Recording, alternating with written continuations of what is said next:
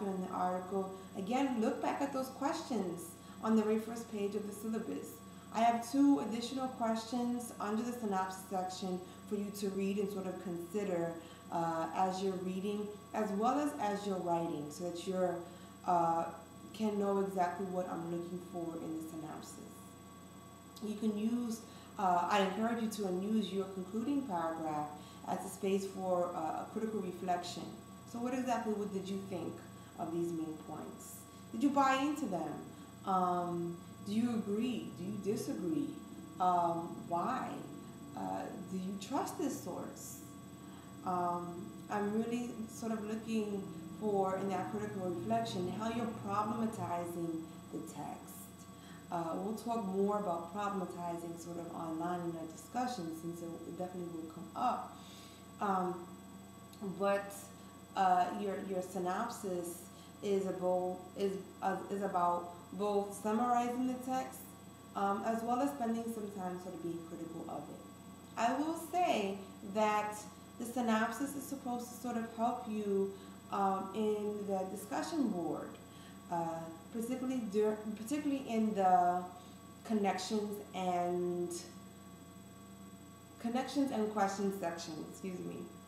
You very well can take pieces of your synopsis and put it inside the connections and questions. I'm not opposed to that. But again, I'm looking not just for what you sort of post individually, but more so how you're interacting with each other, how you're sort of becoming involved in conversation, and really forming a conversation as opposed to a series of monologues. Okay. Lastly, and again, this is right there on your syllabus.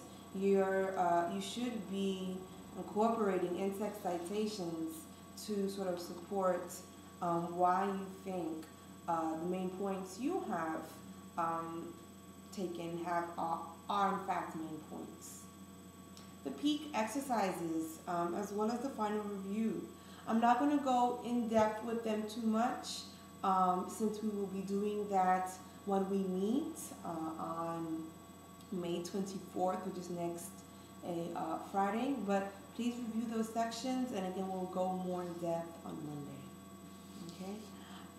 Conferences. We will be having conferences. I haven't exactly decided whether they will be in person on Temple's campus in my office, or whether it will be through Skype, via Skype. We'll talk more about that again on Monday and see exactly what we will propose best. But conferences are really about feedback. Feedback for myself in terms of what's working in this class for you and what's not working, but then also feedback for you in terms of how you're progressing. Okay. So we're just about done. Just a few things left. I have a quote here on the syllabus under May 17th, under the section course schedule. And it says, "I never let my schooling interfere with my education." It's a quote by Mark Twain. And as you notice from the very title of this course, there's a distinction between education and schooling. And so this quote really embodies that distinction. And so I wanted to take a few moments to sort of elaborate that distinction further. First and foremost, to be an educator, to be a good educator, is to understand that education is everywhere. It is to understand that every living moment is a learning moment. That education takes place in the school building, out of the school building. It takes place before a child even enters school. And it continues to take place after young adults or adults leave school. It is everything that you're learning from tying your shoes, from solving the math problem, to learning about yourself and answering that pivotal question, who am I? School is an institution. It is a social institution in which education happens, but in a very highly structured way, so that math and science and history and English are subjects which become distinct from each other, oftentimes without an overlap. Although we know that there often is an overlap. When you're teaching a music class on Mozart, you're teaching history. When you are teaching about,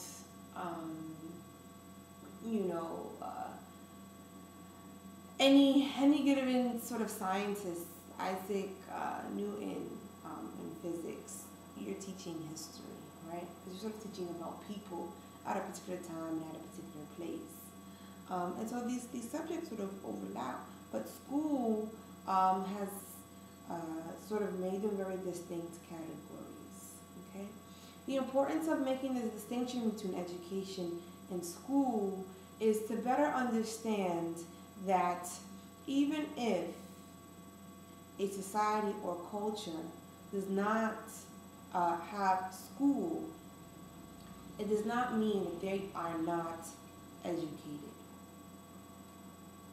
Along with that, just because a person does not do well in school doesn't mean that they, again, are not educated. The other importance of sort of making this distinction between education and school is that we ultimately want to marry them. Oftentimes, the education that takes, not oftentimes, but a good chunk of the time, the education that takes place within school can be somewhat of a contradiction to the education that takes outside of school.